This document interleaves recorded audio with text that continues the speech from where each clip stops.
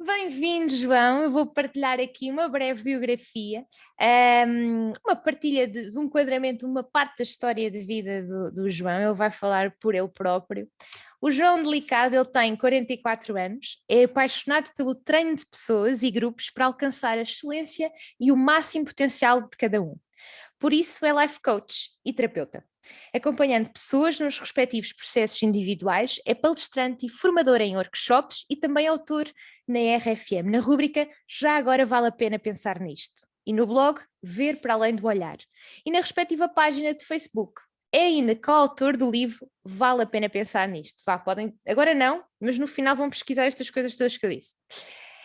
O João viveu no Dá Fundo e em Miraflores. A sua juventude passou-se entre Oeiras e Lisboa, depois de se licenciar e trabalhar em arquitetura. Entrou para a formação dos padres jesuítas, pausa, só para pensarem nisto, e depois, durante esse período em Coimbra, Braga, Lisboa, Porto e Roma, licenciou-se em Filosofia e em Teologia. Isto está aqui uma montanha russa, eu estou mesmo curiosa com isto. Depois entendeu que o seu caminho continuaria noutro contexto e descobriu o desenvolvimento pessoal. Fez então formações e certificações na área da comunicação, programação neurolinguística, coaching avançado, coaching arquetípico, não sei se é assim que se diz, ele já me vai corrigir, storytelling, mindfulness, inteligência emocional, comunicação consciente e parentalidade consciente. Atualmente ele vive em Carcavelos e está particularmente focado no estágio enquanto psicoterapeuta, enquanto continua empenhado em estudar tudo o que diz respeito sobre a natureza humana, o desenvolvimento pessoal, a inteligência emocional e espiritual. É corredor de bairro e gosta de respirar em horizontes amplos, junto ao rio ou junto ao mar. Ainda hoje foi ao mar dar um mergulho bem saboroso. É verdade, João? É bem verdade. Por acaso, hoje de manhã pensei nisso. Eu estava quase para não sair de casa, mas depois acabei por sair mesmo. E estava um bocadinho apertado de tempo e fui mesmo a correr, dar um mergulho e voltar para casa. E foi muito refrescante. Então, João, agora conta-me lá um bocadinho mais. Eu fiz ali uma pausa porque eu estava já a antecipar a ler o próximo parágrafo e eu assim, bem, isto é demasiadas reviravoltas, portanto, no teu caminho também deves ter andado aí às palpadelas, salvo, Ou acho, à acho que procura do cabeçadas. propósito. Ah, Acho que cabeçadas. às cabeçadas. Sim, às vezes, enfim, acho que algumas pessoas que estão aqui se vão reconhecer nisto. Às vezes parece que andamos num túnel escuro e a única coisa que conseguimos é tocar nas paredes, a sentir o limite do túnel e pronto, e às vezes vamos avançando um bocadinho no mistério de quem serei eu, o que é que estou aqui a fazer e daí se calhar só os passos no escuro é que dão respostas mais tarde, mesmo sem se esperar ou esperando ou não esperando, mas elas aparecem em algum momento do caminho, sim. E o que é que nos podes dizer sobre o tema de hoje? Sobre o que é isto do propósito, na verdade? Hum.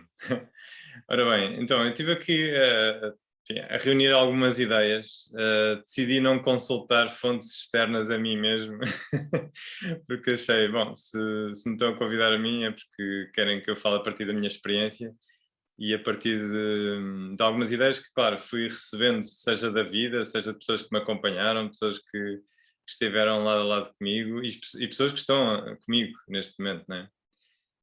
Olha, para começar, eu lembrei-me de uma história que eu já contei no âmbito de algum workshop, portanto estão aqui algumas pessoas, algumas caras conhecidas que já estiveram comigo em workshops, e esta é uma história já antiga, mas que me pareceu uma boa ilustração para este tema.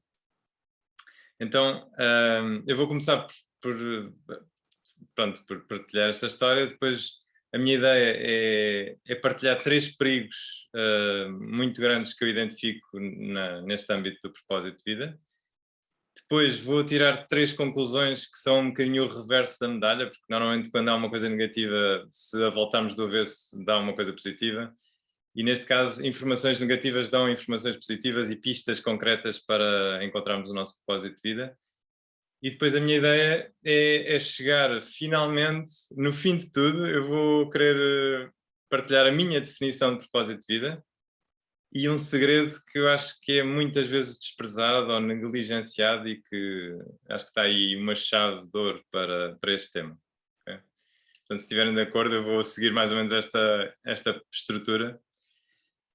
E a história que eu gostava de partilhar é, há uns anos fui professor numa escola e, e nesta escola havia uma atividade anual com os miúdos do sexto ano, que se chamava Expedição. Portanto, imaginem miúdos de 12 anos, mais ou menos, com a perspectiva de ir fazer uma expedição durante 3, 4 dias, ou até mesmo, acho que foi uma semana, portanto, uns 5 ou 6 dias até. E primeira vez a dormir fora de casa, primeira vez em tendas para alguns, primeira vez em tanta coisa, né, na vida. E era exatamente essa a intenção daquela experiência, era proporcionar-lhes uma passagem, uma espécie de ritual de passagem de crescimento para os fazer sentir rapazes, né? Rapazes e raparigas. E então lá fomos para uma quinta perdida assim num vale longínquo, aqui em relação a Lisboa, um, e tivemos, pronto, lá acampámos, alguns acampados, outros acantonados. O que nós não prevíamos era a chuva que ia cair. Então começou basicamente um dilúvio tremendo, e de tal maneira intenso que eu que estava, digamos, a coordenar a parte, enfim, de reflexões e por aí fora, eu decidi convocar a história da Arca de Noé. Porque achei muito adequado para o que se passava ali. Nós estávamos, no fundo, aquilo era uma metáfora da Arca de Noé. Tal era a chuva, de tal maneira que houve uma manhã que acordámos, com o rio a uma altura, um riacho que passava ali ao lado do nosso acampamento, e o rio tinha subido de tal maneira que estava quase ao nível de algumas tendas. Portanto, aquilo chegou a assustar e, claro, que retirámos tudo em segurança. Mas pronto, andámos ali entre o desconforto da chuva, do dilúvio, entre a aventura, do não sabemos se vamos ficar, se há condições para continuar. E assim tivemos 3 dias com chuva imparável. Aquilo foi assim um teste à resiliência de toda aquela malta, não é? Incluindo os professores e animadores que lá estávamos. Eu próprio estava, ou seja, super desconfortável. Lembro-me de ter o saco de cama molhado, por exemplo, que é uma coisa bastante pouco confortável durante a noite, né? E pronto, e lá tivemos um concílio de professores, a tomar uma decisão se nós tínhamos a lata de dizer aos pais está tudo bem, calma, não se preocupem que está tudo bem, ou se decidíamos, que era a nossa responsabilidade dizer ok, não estão reunidas as condições para a prática da modalidade, vamos todos para casa. Só que ainda estávamos a meio do tempo previsto, portanto íamos no terceiro dia e tivemos esta reunião de emergência. Bom, houve alguém que tomou o microfone, não havia microfone, mas tomou uma posição muito clara e disse: olhem, isto chama-se expedição, nós queremos fazê-los passar por uma experiência de prova também, e este é o momento de mostrar que nós podemos realmente enfrentar a adversidade e continuarmos a ser felizes mesmo na adversidade. Bom, o que é facto é que aquilo parece ter tido um efeito mágico no tempo e na manhã seguinte acordámos com um sol. E então tomámos uma decisão, ainda não tínhamos percebido que ia estar assim tão bem, tomámos a decisão de aproveitar o sol para sair finalmente daquele vale escuro, tenebroso, escuro e molhado e úmido, desconfortável, e então encetámos uma subida, até ao alto enfim, da montanha onde nós estávamos, no sopé da qual estávamos. E, e pronto, tivemos a oportunidade de voltar a cruzar o dito Ribeiro, que já tinha entretanto baixado o caudal. Cruzámos de pés descalços, a tocar nas pedras, começámos a subir a ladeira por entre espinhos de silvas e outros arbustos.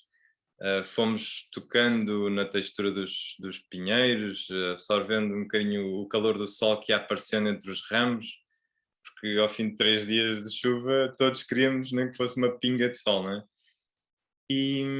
E nisto fomos parando a saborear a natureza, os passarinhos, tudo o que estava a passar ali à nossa volta, super agradecidos, a receber aquilo como uma bênção da vida.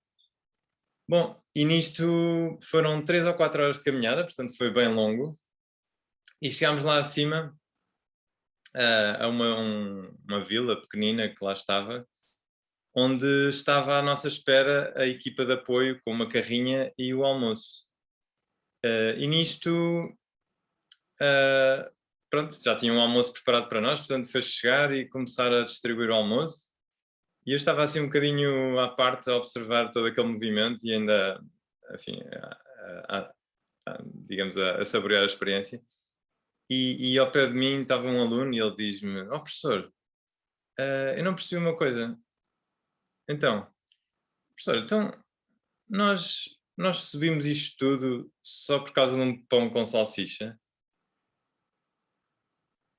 E eu, bom, eu fiquei sem palavras perante esta pergunta do meu aluno, não é? Porque o que é que eu lhe respondo, não é? Subimos isto tudo por causa de pão com salsicha que vamos comer agora ao almoço.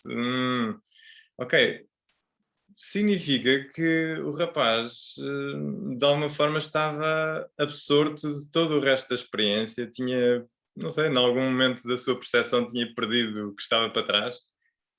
E isto fez-me pensar diretamente na questão do propósito de vida, porque muitas vezes nós podemos estar a fazer toda esta experiência que é a vida terrena, que é a vida humana, e de repente chegar ao fim e perguntar: mas isto tudo era só por um pão com salsicha? Era isso. Ups. E se calhar chumbamos no teste da vida, não é? Chegamos ao fim e alguém nos diz: "Pá, vais ter que repetir, vais ter que, não te vou passar de ano, não é? Vais ter que voltar para o início, vá." Hum, Bom, e nisto veio também uma interrogação, que é um clássico da nossa existência humana, ilustrado por Leo Tolstói, no seu conto A Morte de Ivan Ilitch. Quando ele descreve a vida do Ivan Ilitch, e ele vai descrevendo, primeiro começa por contar a morte, ponto, facto, já consumada a morte, é um livro pequenino que vai relatando a história deste senhor, que vai relatando um bocadinho a evolução da vida e sobretudo o seu confronto com a morte, com o final da sua vida. E o que é facto é que ele chega a uma conclusão: e se tudo isto que eu vivi for uma mentira? E se tudo isto que eu vivi, afinal, não fizesse sentido? E se tudo isto for, tiver sido assim uma espécie de teatro sem sentido, sem significado, sem propósito, né? Então estamos aqui a falar da questão do despropósito. E como eu dizia no início, uma experiência negativa voltada do avesso traz sempre um ensinamento positivo. E neste caso, acho que é ótimo para falarmos de propósito, falarmos de despropósito, e concentrarmos aí um bocadinho o tempo suficiente para poder voltar a coisa do avesso. Então, gostava de partilhar 3 perigos reais e que provavelmente muitos de nós, ou quase todos, ou todos, até arriscava a dizer, já os vivemos, os estamos a viver ou ainda vamos viver. 3 perigos muito concretos de viver fora do propósito. Então, o primeiro, já o nomeei, é o despropósito, é viver sem propósito, é viver sem pensar no sentido da vida, viver sem questionar, sem ponderar, sem digerir o que possa ser esta experiência humana. E já dizia a apologia de Sócrates que uma vida não observada, uma vida não refletida, não merece ser vivida. Uma vida que não se observa e que não se pondera e que enfim, não se perspectiva de alguma forma, é uma vida pouco vida, né? Então somos convidados a ir para lá disso. E o segundo perigo, depois do primeiro, que é uma vida despropositada, sem propósito, eu diria que é o perigo do propósito alheio. E aqui há várias manifestações, cada qual com as suas variantes. mas que me pareceu importante referir e explicitar aqui. Porque eu, na minha história, como perceberam pela mini biografia, já passei por várias versões da minha vida, várias manifestações, expressões de mim mesmo, e em algumas foi a passar por estes perigos. Então, o primeiro perigo que eu gostava de referenciar é o da mimetização. O perigo de mimetizar, ou seja, copiar, imitar alguém, alguma referência importante para nós. Pode ser pai, mãe, pode ser um tio, pode ser um mestre, pode ser alguém, um professor, que todos passámos por esta experiência de encontrar alguém que para nós foi muito importante e de tal maneira importante que para nós era uma referência de eu, quando for grande, eu quero ser como esta pessoa. O problema é se ficamos só por aí, se isso é só uma cópia da outra pessoa. Enquanto cópias nós não vamos muito longe, não, tornamos uma fotocópia, né? Uma fotocópia a preto e branco, daquelas que vão perdendo a forma e a cor. Né? Então, primeiro, mimetização.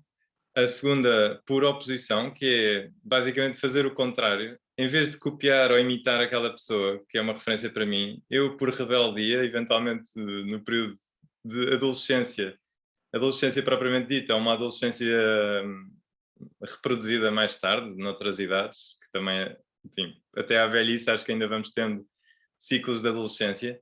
Por rebeldia nós podemos ir contra alguém. Esta pessoa era super trabalhadora, agora eu vou ser um mandrião. Ou vou ter uma vida de chinelos no pé e de vida de praia e portanto, ter uma vida muito relaxada. A pessoa foi enfim, foi uma pessoa pouco produtiva ou pouco notada na sociedade. Eu agora se calhar posso, por oposição, eu vou ser importante na sociedade, eu vou ser alguém falado, eu vou ter fama neste mundo. Né? Então, mimetização, segunda oposição, ainda dentro deste perigo da oposição, deste perigo do propósito alheio. O terceiro perigo dentro deste é o da compensação, que é, por exemplo, o meu pai ou os meus pais não tiveram a oportunidade de estudar na universidade e eu agora, para os honrar, eu vou precisar tirar um curso, ou 2, ou 3, ou 4. Os meus pais trabalharam sempre em agricultura e quiseram uma vida na cidade, eu agora vou, por compensação, procurar uma vida na cidade. E por aí fora, pronto, cada um saberá que contexto é que poderá viver e experienciar este tipo de perigo.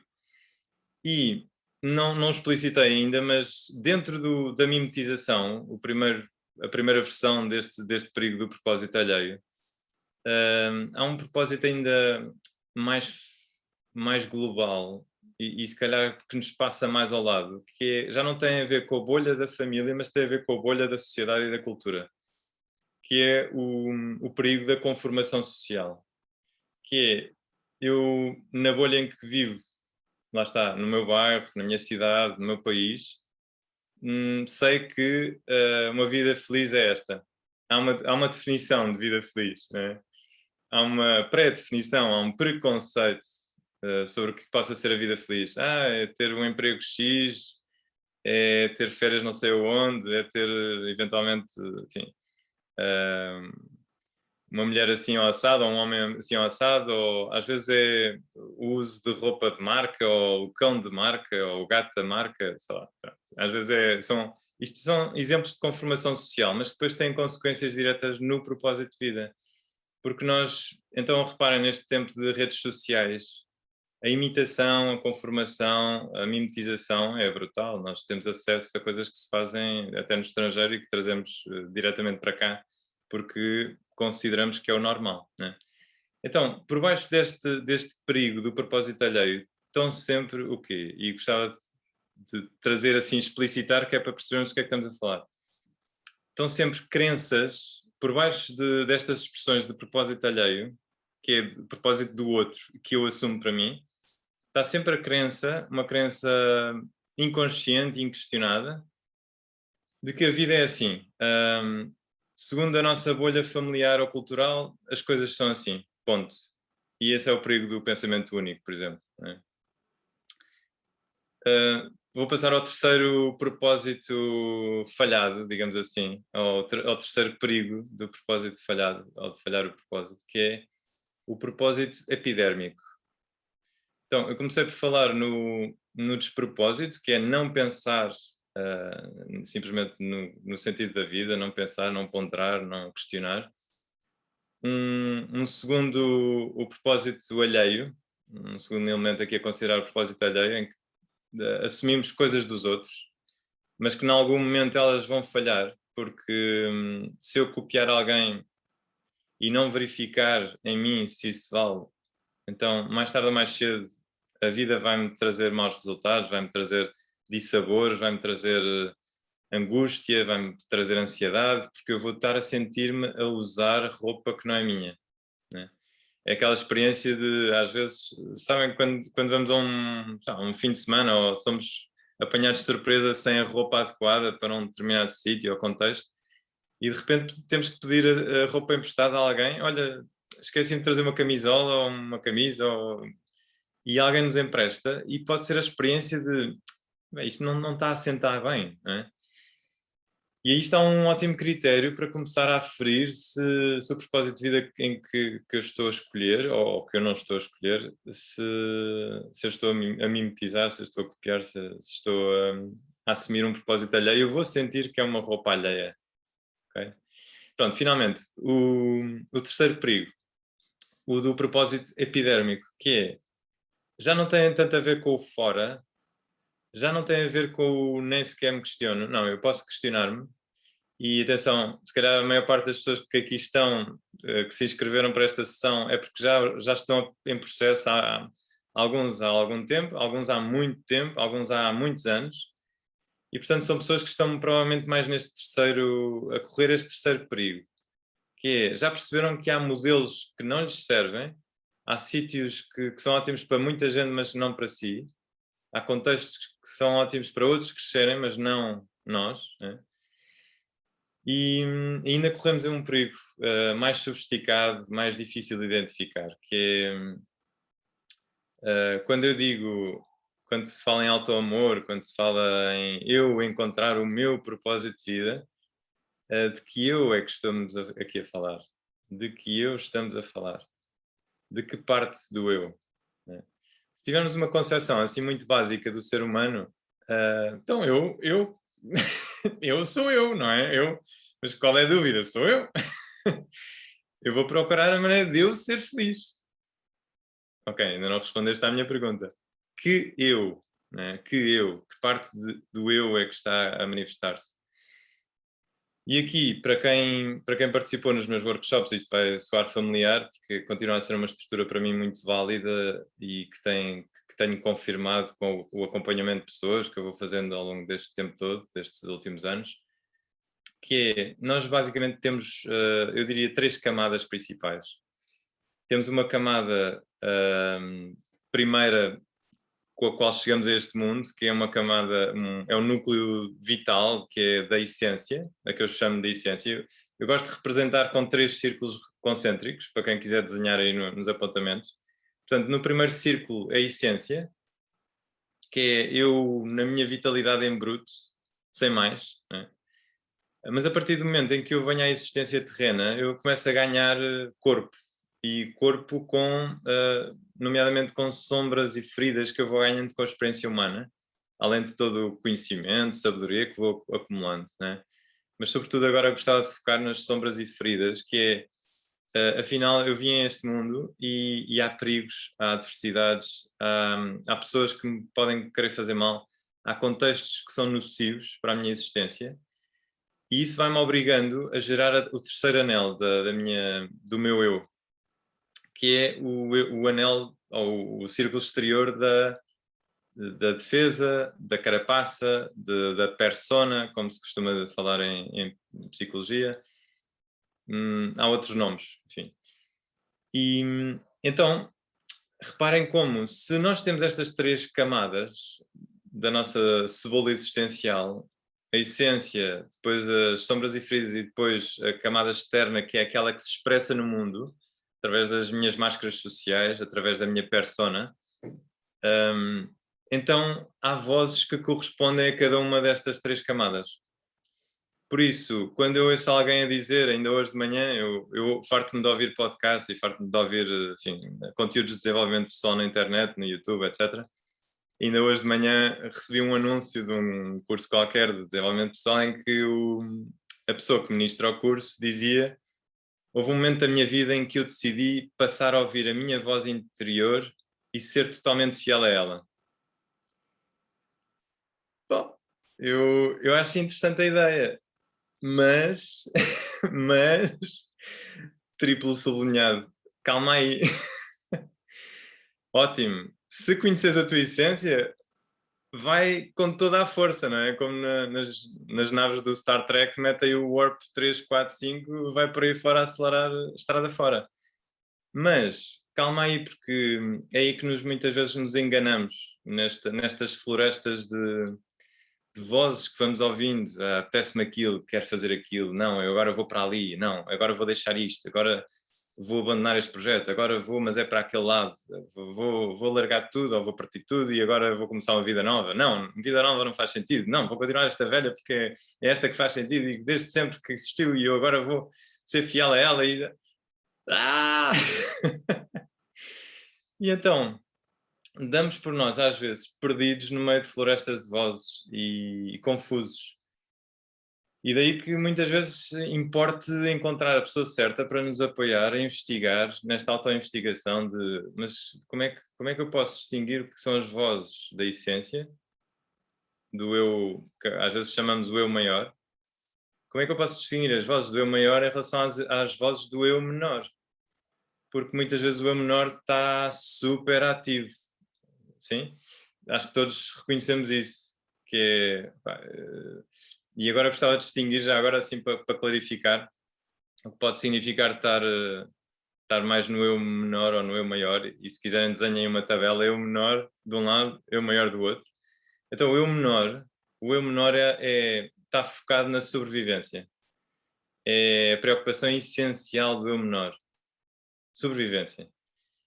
E para quem está assim a par destes conteúdos de desenvolvimento pessoal, claro, o cérebro reptiliano está na maior a controlar todo o sistema com as suas reações automáticas de luta, fuga ou congelamento, né?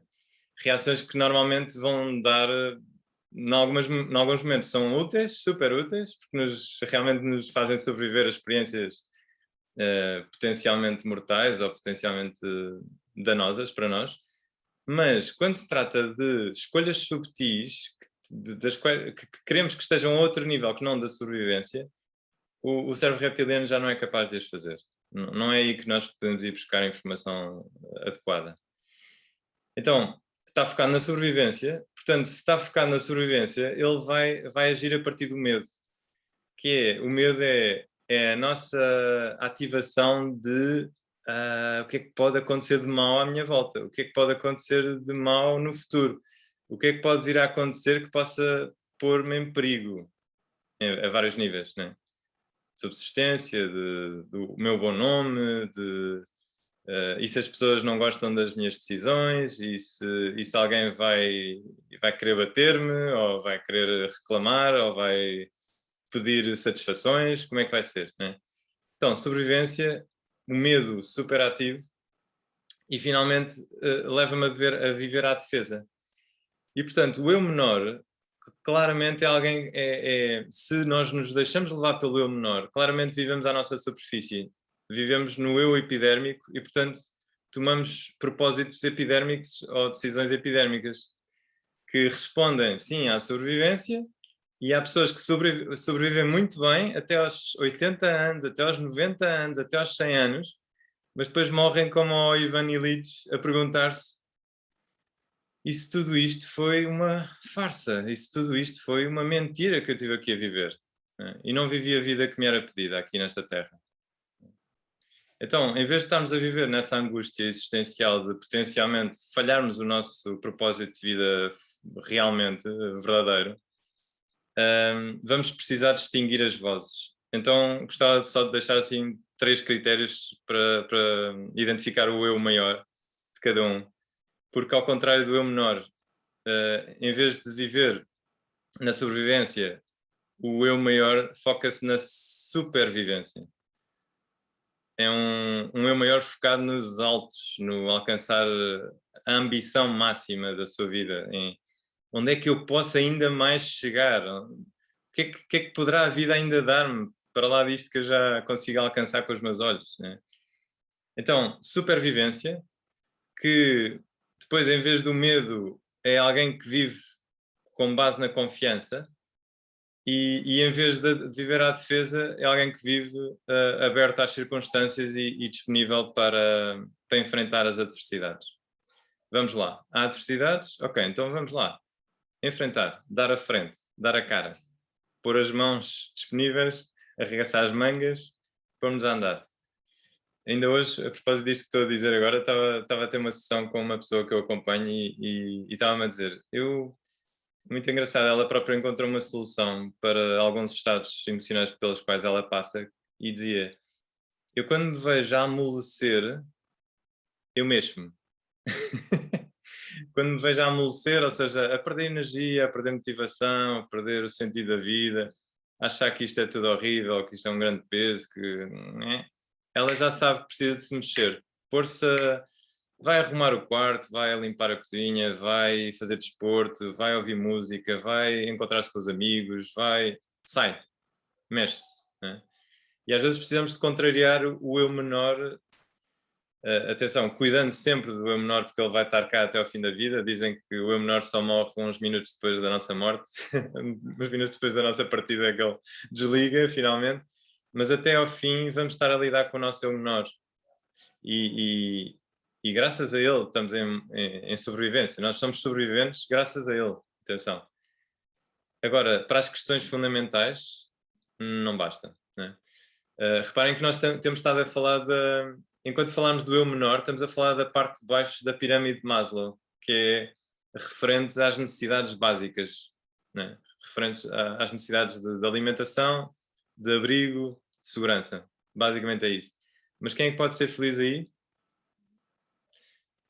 Podemos, quanto muito, viver satisfeitos, quanto muito viver sossegados, mas provavelmente vai deturpar em aborrecimento e às vezes um aborrecimento de morte, até ao ponto de acharmos que a vida não vale muito a pena.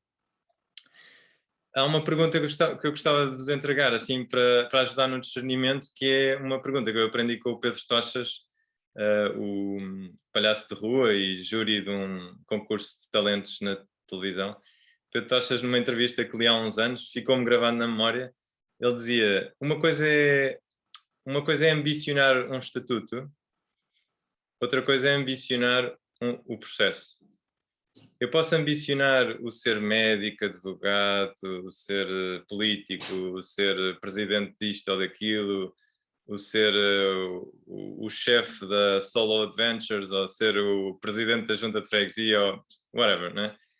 Eu posso ambicionar o que quiser, mas atenção, há aqui isto é também uma distinção que podem acrescentar aí no quadro entre o eu menor e o eu maior, que é o eu menor ambiciona estatuto, que é o quê? É uma defesa.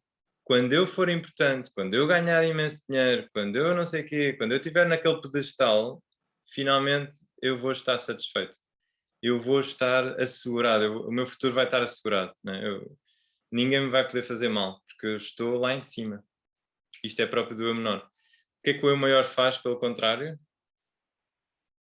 Ele quer processos, ou seja, ele ama o processo ao ponto de fazer todos os passos, todos os degraus para chegar ao mesmo estatuto, mas sabendo que gosta, aprecia, frui do processo.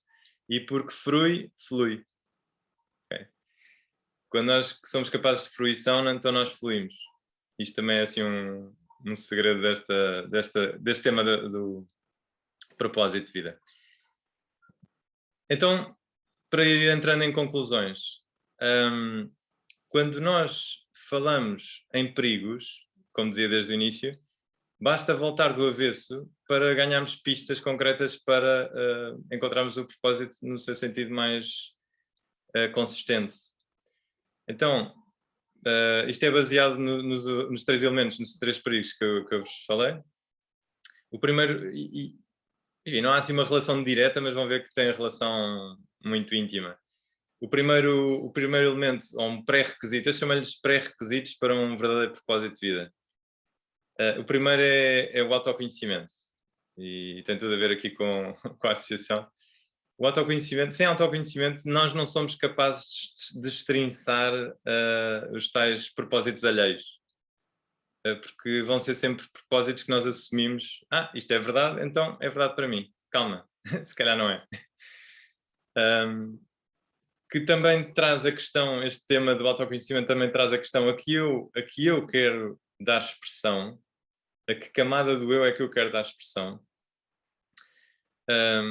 Em função da camada vem uma voz correspondente, a cada nível de consciência correspondem uma determinada qualidade das minhas decisões.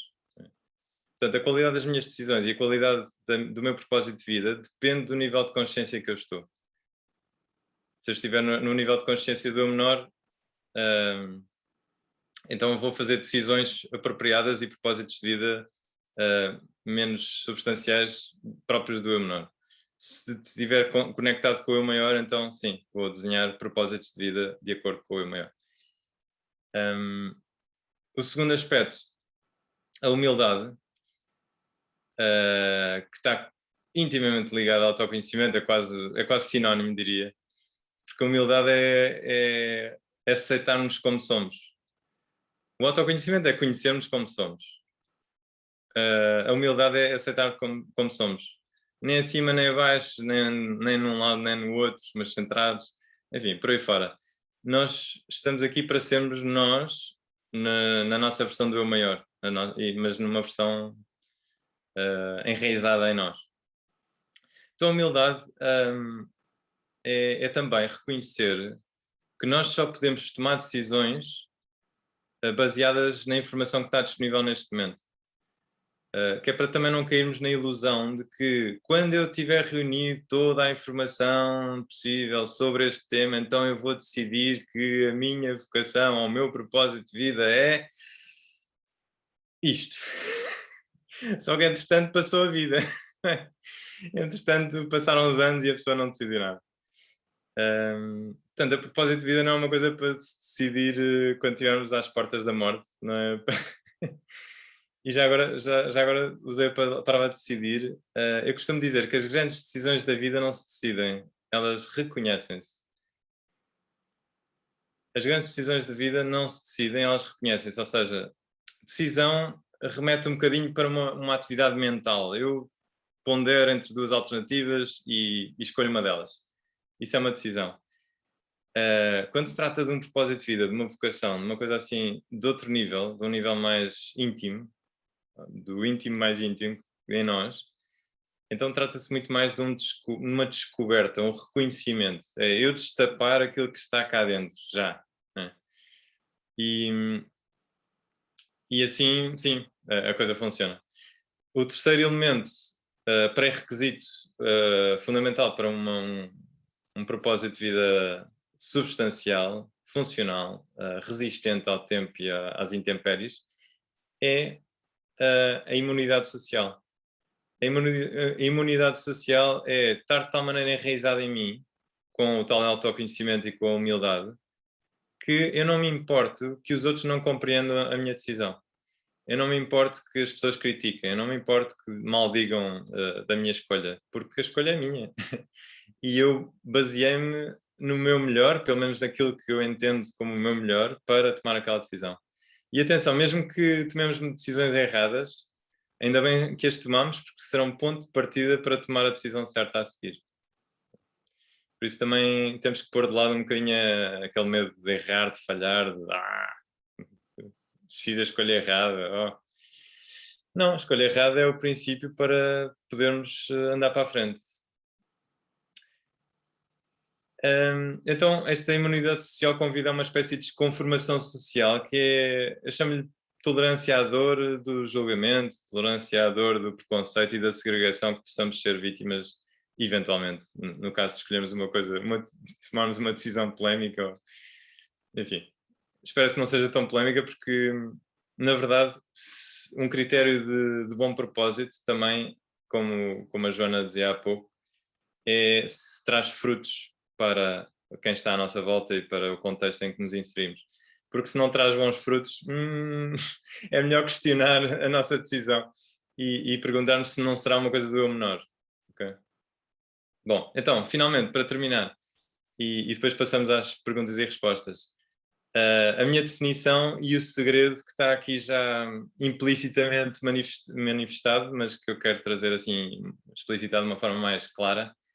Então, a definição que eu diria de propósito é: o propósito de vida é a expressão da minha essência. É, é que a minha existência esteja alinhada com a minha essência. É que eu possa expressar o meu máximo potencial que está contido na essência. Ok? Portanto, daí a importância, sim, de novo, do autoconhecimento, da humildade, da imunidade social. Nós temos que partir de dentro para fora, para depois poder conferir no fora se a essência está a expandir, a crescer, a florescer, de tal maneira que também faz com que as pessoas que estão à nossa volta também tenham o mesmo movimento por contágio, por osmose, que é também estão a crescer, também estão a florescer, também estão a dar fruto para outros à sua volta. Isso é um bom critério. E finalmente, o segredo que eu acho que muitas vezes é negligenciado é este. Nós não podemos começar a pensar num propósito de vida se não gostarmos de nós. Se eu não for capaz de me apreciar quem sou, apreciar os meus talentos, capacidades, potencial, etc. E se eu não for capaz de humildemente reconhecer também os meus limites, os meus defeitos, as minhas tendências assim do eu menor, se eu não for capaz de aceitar também o meu eu menor, aceitar não significa conformar-me a ele, atenção, ok? Mas se eu não for capaz de fazer este movimento de gostar, de apreciar, de fruir da minha pessoa, então não estou capaz de iniciar este percurso de autoconhecimento, de humildade e de imunidade social. Então diria que se alguém sentir que há uma parte de si que não gosta, há aí trabalho para fazer, há trabalho de casa para fazer. Gostar não é conformar-me, acentuo isto, sublinho, que é para não haver questão nenhuma sobre isto, não é conformar-me ao eu menor, é querer que o eu menor esteja como está, ficar lá no seu cantinho, no seu sítio certo, para poder o eu maior expressar-se e ganhar espaço dentro de mim e fora de mim. E isso é a expressão da minha essência. E é isso. Para já é o que eu gostava de partilhar. Obrigado pela vossa atenção. Se tiverem perguntas, estou aqui, estou ao vosso dispor. Obrigada, João. Eu gostei da tua humildade. É isto, como fosse pouco. Não se preocupem.